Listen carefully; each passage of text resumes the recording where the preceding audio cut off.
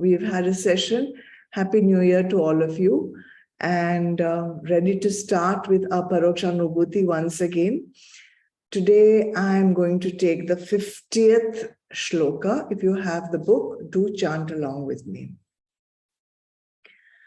Brahmaiva sarvanamani rupani vividhani cha karmanyapi samagrani bibhartiti shrutir jagao.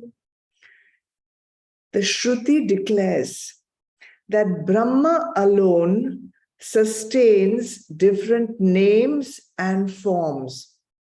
All activities also are nothing but Brahma. So as you know, we have been going through many verses, shlokas of Aparoksh Anubhuti, and Bhagwan Adi Shankaracharya has been very gradually, very rationally, very logically guiding us through a journey.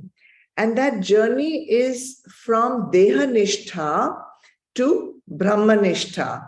That means all of us have always been in the firm belief that this is our actual identity, our nature, our body is who we truly are.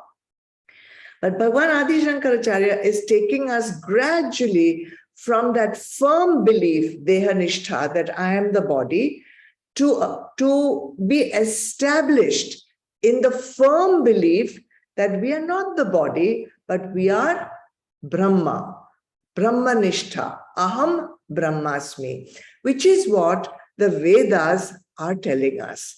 So Bhagwan Adi Shankaracharya started by, we have already done this before, from Shlok 34 up to about Shlok 38. Bhagwan declared, and he used various quotes from the Upanishads to tell us Purush is greater than body. We were always thinking body is the greatest, especially human body. We are so fortunate. We are the best of all creatures. And therefore, we are the highest evolved creatures in the universe. And we have pride in this human body. But first, Bhagwan very gradually told us, no, there is something greater than this body, and that thing which is greater than this body is Purusha, Atma.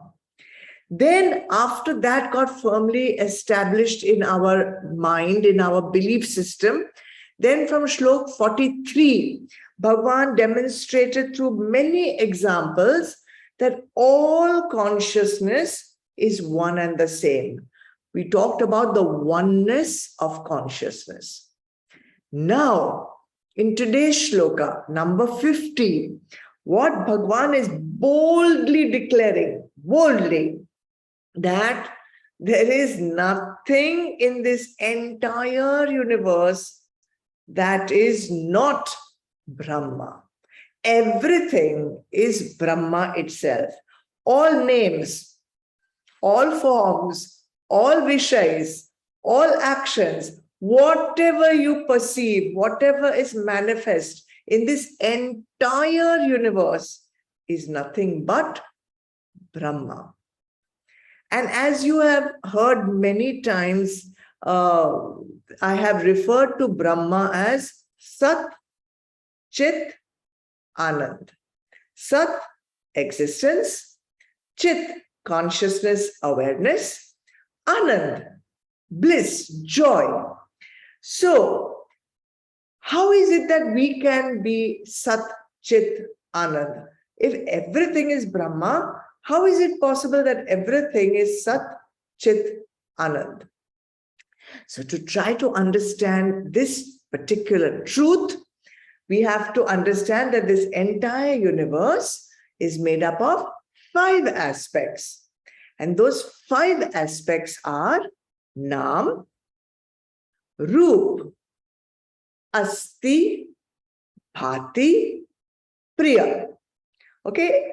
It's a little difficult concept to get today, especially on a Zoom presentation, but just try and be with me.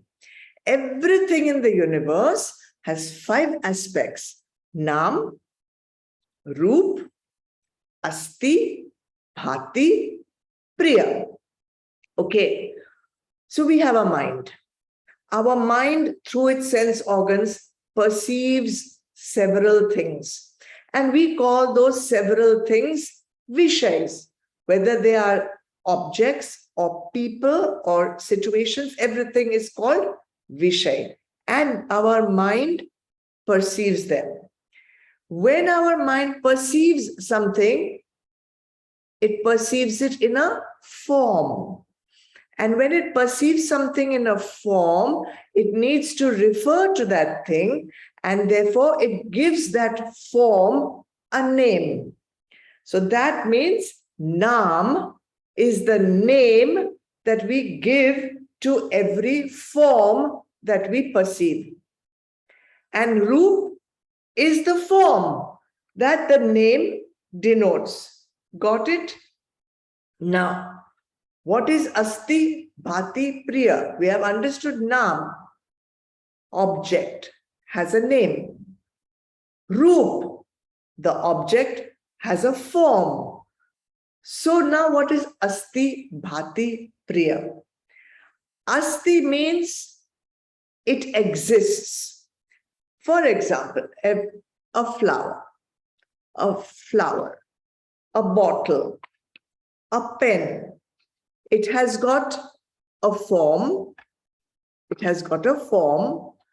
It has also been given a name to refer to it, flower. The form of this Vishay is flower, and its form is round and spherical, and it exists, right? So Asti is the aspect of existence. This Vishay has a Nam, this Vishay has a Roop, and this Vishay exists, Asti. How do I know it exists? I know because I'm aware of its existence, right? You also now are aware of this Vishay because you know it exists. I am showing it to you on the screen. If I had never shown it to you, you would not know that this exists here for me. So being aware of its existence is Bhati. Asti, existence. Bhati, awareness of its existence. And Priya, it is liked. It is liked by someone. It is likable. It is lovable. All things are liked or loved by someone or the other. And its aspect of being liked is called Priya. Therefore, everything in the universe has 5 aspects. Nam, flower. Roop, round, spherical. Asti, it exists. Bhati, I am aware it exists. And Priya, it is liked, at least by one person in the whole universe. Therefore, it has got 5 aspects of it. Now, from these 5 aspects, Nam, Roop, Asti, Bhati, Priya, Nam and Roop always change. They are temporary. For example, this flower, before it was a flower, its form was a bud, and its name was Bud.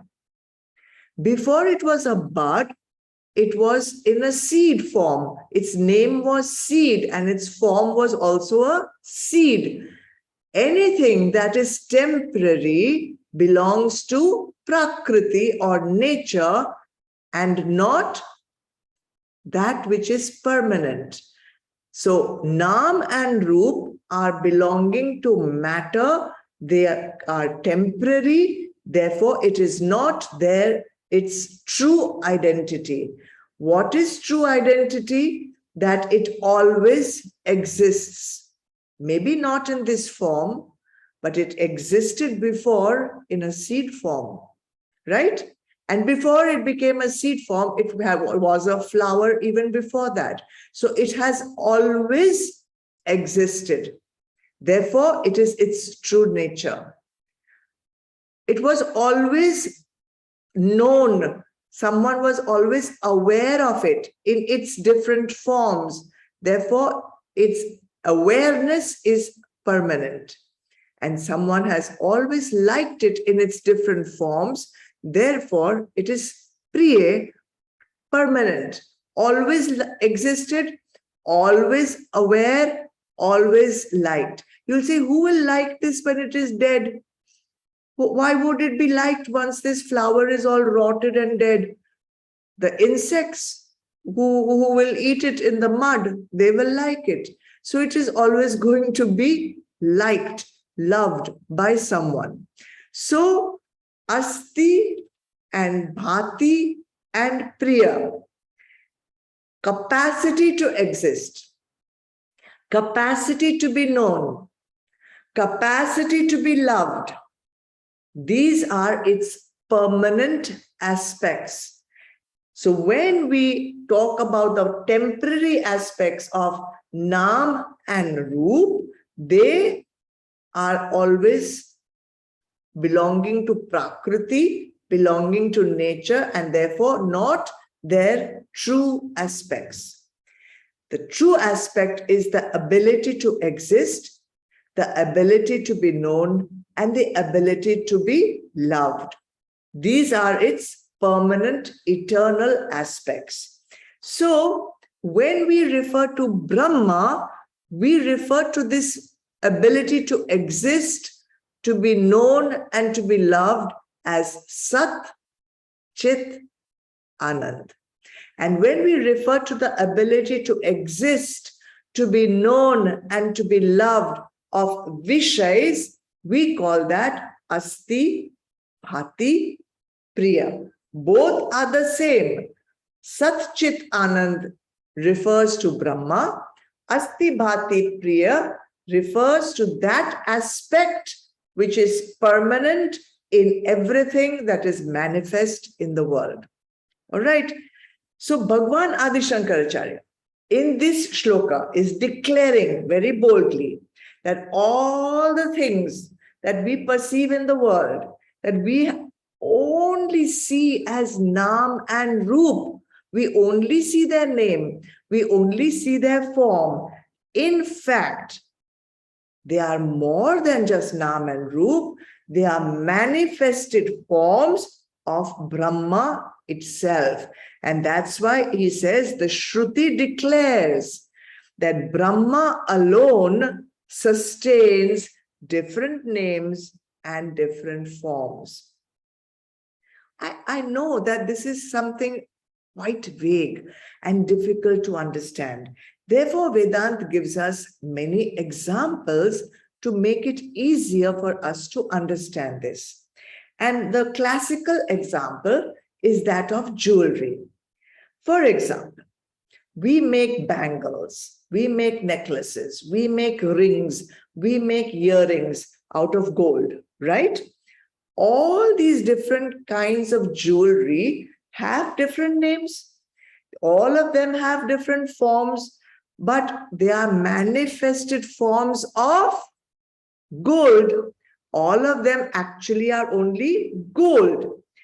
The bangle's naam is bangle. Its roop is round. But asti, it exists. We are aware of it, therefore it is bhati. And it is liked, of course, by so many people. So it is priye.